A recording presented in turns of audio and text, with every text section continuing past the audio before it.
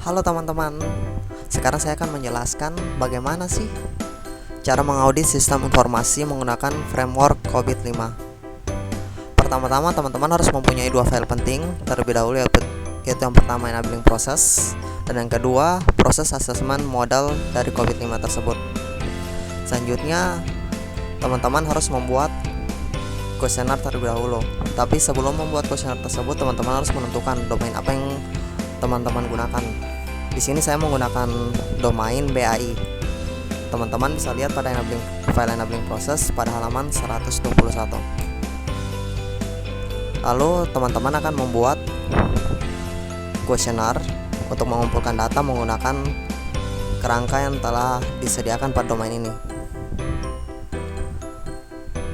Dan teman-teman bisa melihat kerangka tersebut pada halaman 121 pada file enabling process dan pada halaman 65 pada file proses asesmen modal dari COVID-5. Selanjutnya teman-teman setelah membuat kuesioner tersebut, teman-teman boleh untuk mengumpulkan data. Setelah data terkumpul, maka jadinya akan seperti ini. Untuk pengumpulan data, teman-teman bisa mengumpulkan data dari setiap pengguna dari sistem tersebut. Saya dan kelompoknya saya ini mengumpulkan data untuk mengaudit sistem informasi Siaka 2 Universitas Tadulako. Maka di sini kami mengumpulkan data dari setiap pengguna dari sistem tersebut, yaitu mahasiswa. Selanjutnya setelah data terkumpul, sekarang teman-teman harus menghitung jumlah indeksnya, indeks kuesioner yang pertama. Bagaimana sih cara dapat indeks kuesioner ini? Yaitu dengan jumlah dari seluruh tingkat persetujuan pada kuesioner ini dibagi dengan jumlah proses domain. Jumlah seluruh tingkat persetujuan dari kuesioner ini adalah 205. Dengan cara menjumlahkan seluruh tingkat persetujuan ini dibagi dengan jumlah seluruh pertanyaan atau pernyataan yang telah dibuat, maka hasilnya adalah 3,42.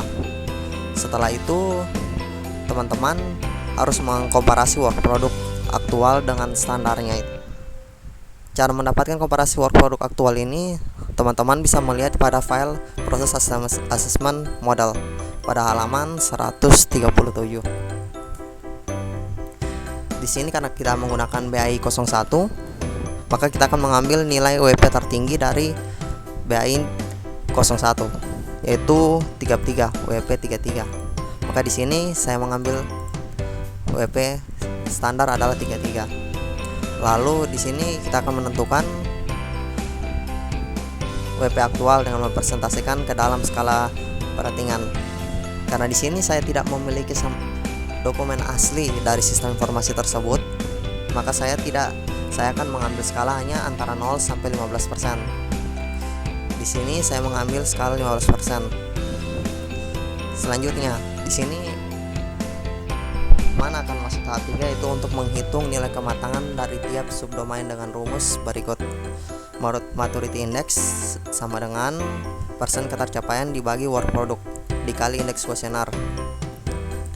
Persen ketercapaian itu yaitu WP aktual dibagi dengan work product, yaitu 33, lalu dikali dengan indeks kuesioner 3,42, maka hasilnya adalah 1,55%, atau jika diubah menjadi bilangan adalah 0,0155 dan dibulatkan menjadi 0,0166, 0,016. Selanjutnya, setelah menghitung semuanya itu, maka akan masuk pada tahap akhir, yaitu untuk menghitung nilai kematangan domain dengan rumus berikut, yaitu maturity level sama dengan penjumlahan maturity index domain dibagi dengan domain proses. Di sini teman-teman bisa lihat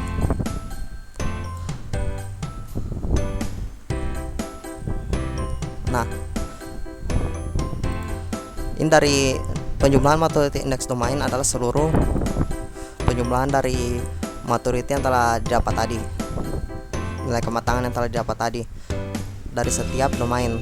Di sini karena kami memakai 10 domain, maka kami akan menjumlahkan seluruhnya dari ke 10. Lalu di sini yaitu domain proses. Domain proses itu adalah jumlah dari domain yang di sini karena ada domain, maka dia akan dibagi 10 dari 10 domain, maka akan mendapatkan 0,0139.